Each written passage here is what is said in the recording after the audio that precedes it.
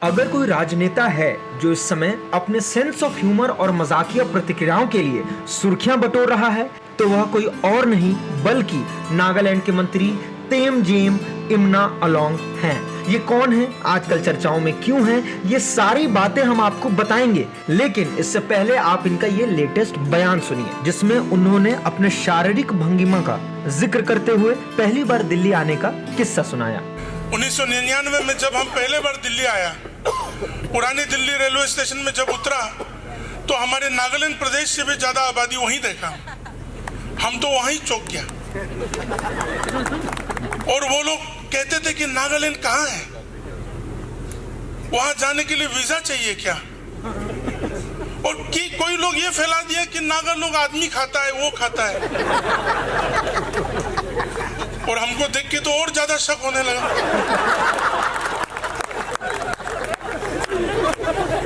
तो देखने में अलग, खान पान में अलग, सोच विचार में अलग। उसी तरह हम लोग 50 से 60 साल रह के आया।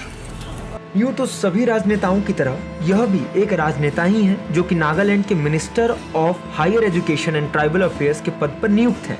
लेकिन केवल एक चीज है जो उन्हें सभी राजनेताओं से अलग करती है, वो है उनका बेजोड़ सेंस ऑफ ह्यूमर और कटाक्ष। कुछ दिन पहले ही इनका एक वीडियो वायरल हुआ जिससे कि वे नेटिजन को बहुत पसंद आ रहे हैं। इस वीडियो में नागालैंड के भाजपा अध्यक्ष ने नस्लीय गाली का जवाब दिया और छोटी आंखें रखने के लिए पूर्वोत्तर के लोगों पर निशाना साधते हुए यह कहा। लोग कहते हैं पूर्वोत्तर के लोगों की आंख छोटा है, हमारी आंख भी छोटा है मगर देखने में बहुत अच्छे तरह से देख सकता हूं।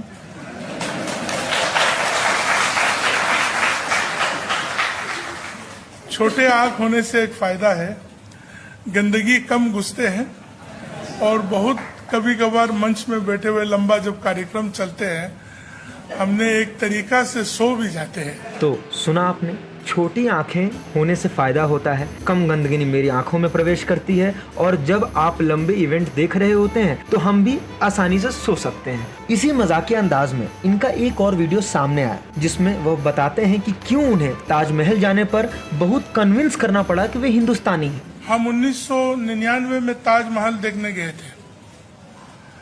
उस समय आम आदमी की लाइन में हमारे देशवासियों के साथ हम भी जोड़ गए। इतना लंबा लाइन में रुकने के बाद जब काउंटर पहुंचा मुझे 2 आदमी लेके दूसरा लाइन में लेके गया। मुझे मालूम नहीं था मगर उस समय में घुसने के लिए $20 लेते थे। तो $20 तो जिंदगी में हमको उस समय में मिला भी नहीं और देखा भी नहीं था। तो उस तरह होके मुझे बहुत कन्विंस करना पड़ा कि हम हिंदुस्तानी हैं और हम नागालैंड से हैं।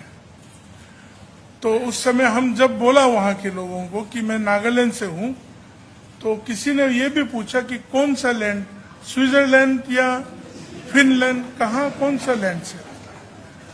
तो हम उस दिन को नहीं भूलते हैं और आज के इस दिन को भी कभी नहीं भूलेंगे कि आज जनजातियों के बारे में पूर्वोत्तर के लिए हमारे देश भी एक होके हम लोगों को भी इस मंच और इस जगह को सबके सामने देने के लिए ये जो सौभाग्य हमको दिया है वो सिर्फ हमारे लिए नहीं, हमारे पूरा पूर्वोत्तर के लोगों के लिए और जनजातियों के लिए ये गर्व की बात है।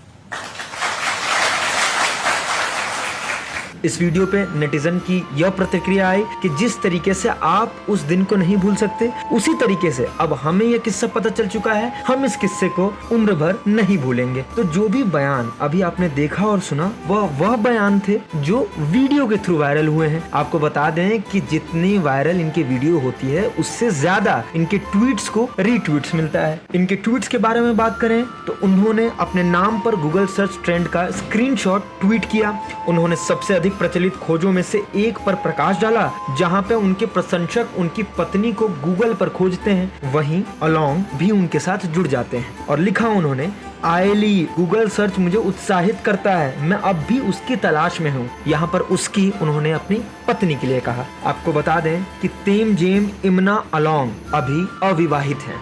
इसके साथ ही इनका एक और ट्वीट आया। उन्होंने एक सामाजिक संदेश को घर तक पहुंचाने के लिए अपने फैंटेसी और लोकप्रियता का इस्तेमाल किया। विश्व जनसंख्या दिवस पर उनके पास बढ़ती जनसंख्या का शायद सबसे प्रभावी समाधान है। उन्होंने ट्वीट किया और कहा कि विश्व जनसंख्या दिवस के अवसर पर आइए हम जनसंख्या वृद्धि के मुद्दों के प्रति समझदार हों। और साथ ही साथ सुझाव के तौर पर उन्होंने ये कहा कि स्टे सिंगल मेरी तरह और एक साथ हम एक स्थायी भविष्य की दिशा में योगदान कर सकते हैं। आइए आज एकल आंदोलन में शामिल हो। तो इसी तरह तेमजेम इम्ना अलोंग अपने बयानों से, अपने ट्वीट से नेटिजन को क्रेजी कर रहे हैं। अभी के खबरों में इतना ही, बाकी की खबरों के लिए देखते रहिए देश हित न्यूज।